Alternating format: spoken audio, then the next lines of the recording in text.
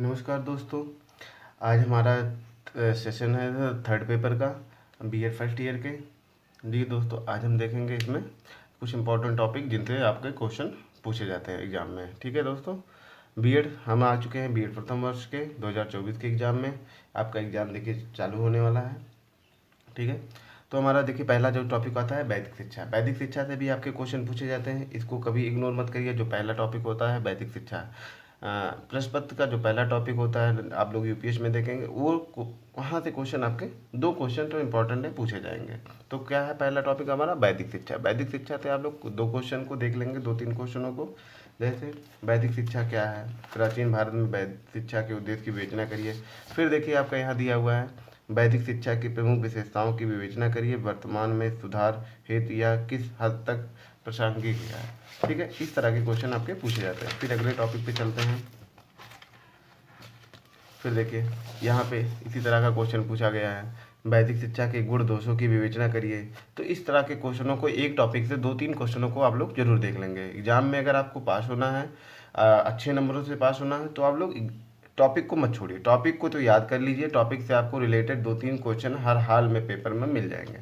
ठीक है, देखिए क्वेश्चन आपका अलग अलग बना के दे। गुण दोषों की विवेचना करिए, वैदिक शिक्षा वैदिक कालीन शिक्षा के प्रमुख दोषों की विवेचना करिए।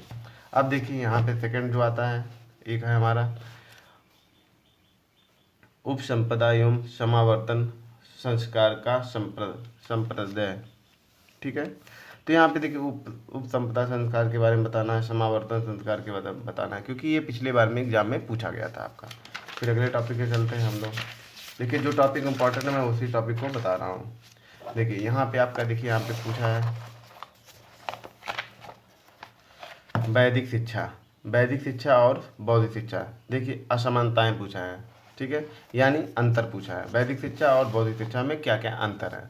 तो यहाँ पे आपके 10-12 टॉपिक दिए हैं, आप लोग इस क्वेश्चन को जरूर देख लीजिएगा, क्योंकि यहाँ से भी क्वेश्चन आपके पूछे जाते हैं।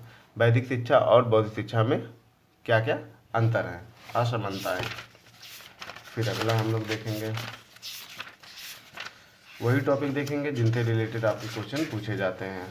एक आध टॉपिक आप लोग अपने मन से भी देख लीजिएगा, ऐसा नहीं है कि जो बताया जा रहा है वहाँ से ही क्वेश्चन पूछा जाए। जो इम्पोर्टेंट है, मतलब अगली बार पूछा गया था वो रिपीटेड कर सकता है, वहाँ से क्वेश्चन आप लोग को बताया जा रहा है। राष्ट्रीय शिक्षा आयोग, कोठारी आयोग, ये आपका इंपॉर्टेंट हो सकता है। ठीक है, 2024 में पूछे जाने वाले क्वेश्चनों में थर्ड पेपर में समसामयिक भारत में शिक्षा, इस पेपर में आपका ये कोठारी आयोग आपका पूछा जाना चाहिए। ठीक है, देखिए शिक्षा आयोग 1964-1966 द्वारा निम्नलिखित बिंदुओं पर की गई संस्तुतियों का वर्णन करें। ठीक है, देखिए इनमें 3-4 टॉपिक दिए हुए हैं।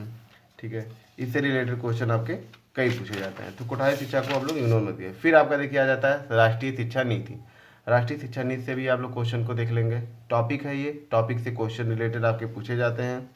इससे कम से कम 4-5 से 6 से क्वेश्चन से ऊपर पूछे जाएंगे। इस टॉपिक के क्वेश्चन दिए रहते हैं आपके यूपीएस में, आपके दिए होंगे, पीछे आप लोग पलट के देखेंगे। तो इस टॉपिक से, वैदिक शिक्षा से, राष्ट्रीय शिक्षा नीति से आपके 5-6 से 7 क्वेश्चन दिए रहते हैं एक टॉपिक से। फिर अगला हम लोग देख लेंगे एकलव्य फाउंडेशन। एकलव्य फाउंडेशन क्या है आपका, ये हम लोग देखेंगे।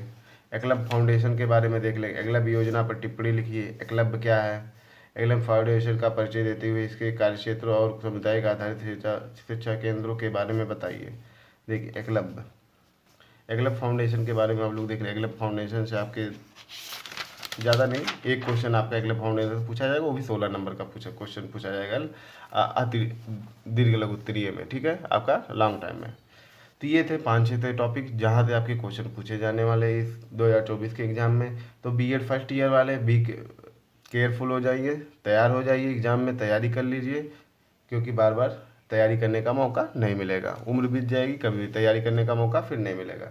तो आप लोग टॉपिक को पढ़ के जाइए, टॉपिक से रिलेटेड क्वेश्चन को देख के जाइए, अंतर वाले क्वेश्चन पढ़ के जाइए, जैसे वैदिक शिक्षा बौद्ध शिक्षा में क्या अंतर है, इस तरह के क्वेश्चनों को पढ़ के जाइए जो एग्ज़ाम में पूछे जाते हैं। ठीक है, तो ऐसे क्वेश्चनों को आप पढ़ के जाएंगे तो तुरंत आपके दिमाग में क्वेश्चन का संदर्भ आगे आ जाएगा कि क्या लिखना है आपको। ठीक है, तुरंत आप लोग पहला क्वेश्चन ऐसा करिए, पेपर उठाइए, जो क्वेश्चन पहले आपको आए वही क्वेश्चन आप लोग लिखना चालू कर दीजिए हेडिंग डाल के, ठीक है। यह नहीं कि पहला आप लोग कंपलसरी लिखना चालू कर दीजिए, जी नहीं।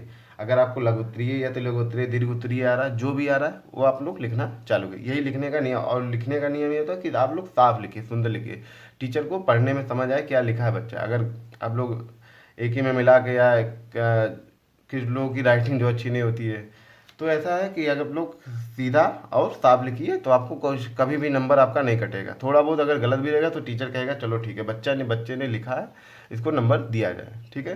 तो ये थे कुछ जो पेपर में लिखे जाते हैं, प्रश्न पत्र में, कॉपी में लिखने का वो नियम, तो इसको बता दिया, ठीक है। इसके बाद हम लोग आएंगे चौथे पेपर में, बीएड फर्स्ट ईयर के चौथे पेपर पर। ये था आपका थर्ड पेपर, तृतीय प्रश्न पत्र समसामयिक भारत में शिक्षा। अब आपका देखिए आ जाएगा अगली बार चौथा पेपर, शैक्षिक प्रशासन एवं प्रबंधन। तो जिन बच्चों ने चैनल को सब्सक्राइब नहीं किया है, चैनल को सब्सक्राइब के लिए साथ साथ बेल आइकन को दबाना भूलना भूले, जिससे हमारे चैनल पे आने वाली लेटेस्ट वीडियो की अपडेट आपको सबसे पहले मिलते रहें। चलिए मिलते हैं अगले वीडियो में, तब तक के लिए जय जय। अपने भाई पंकज को जय हिंद, वंदे मातरम।